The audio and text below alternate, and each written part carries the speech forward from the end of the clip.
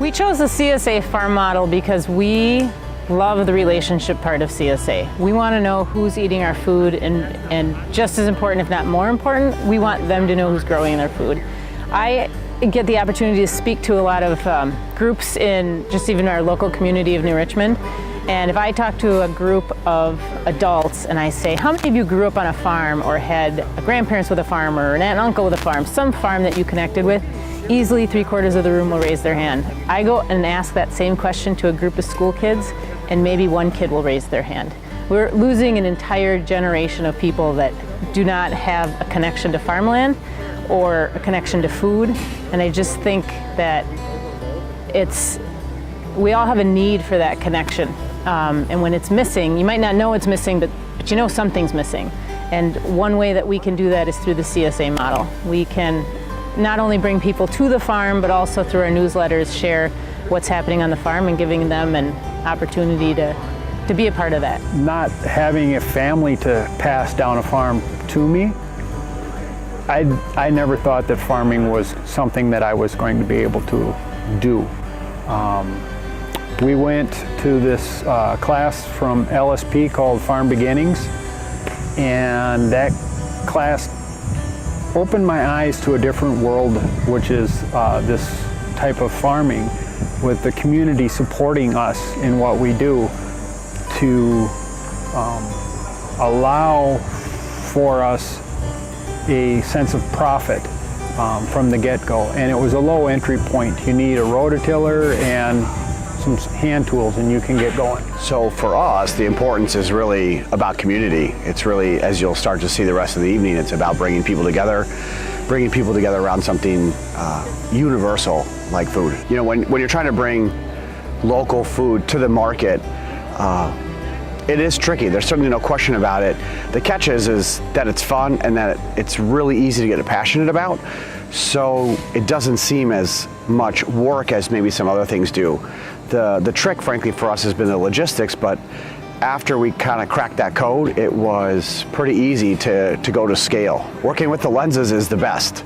You know, Mike and Jody, to allow us to come into the farm, to completely take over their house multiple times a year, to allow us to show up basically any weekend we want is a true gift, you know. And that makes it easier to have somebody like Sean around because he just, you know, has that distribution point, our system already set, and he's also like, let's do it, you know, which is probably the harder part of it. But I mean, our ability to make this work is that we have the internal distribution to our own units to be able to get the boxes from here, bring them to one central point, and then redistribute it out. So, I mean, that's probably like the most significant variable that is hard to figure out, is just how to get it there. This is fun for us. I mean, this is technically volunteer time more than it is work time, and you know, we're doing this on top of our other stuff because it's an opportunity that we get to come together and cook for people. I mean, we have our vice president of the company, our CEO. I mean, that's the fun and the, you know, being hospitable, and that's why it's so cool is we get to come out here, and then like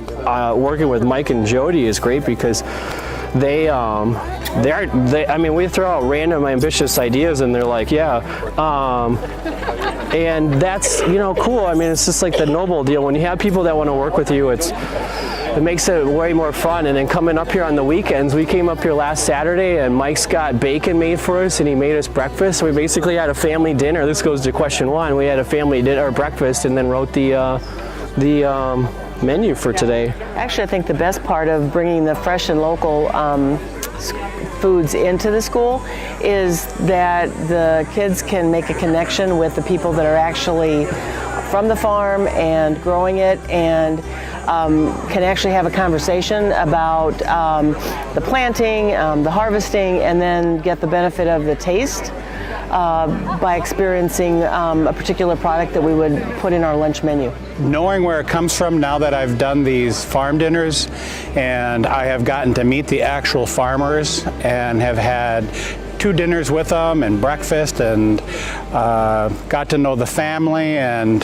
have been on the farm numerous times, I think it really brings a whole new direction so that when we are getting the CSA kits, we really, not that we don't treat respectfully the food, it seems a little more like we know whose hands dug the dirt and who harvested the product, and I think we want to do a little extra care with that. What I like about the farm dinner, there's two things. One, we don't really know exactly what we're going to be making, so it's kind of like a mystery basket.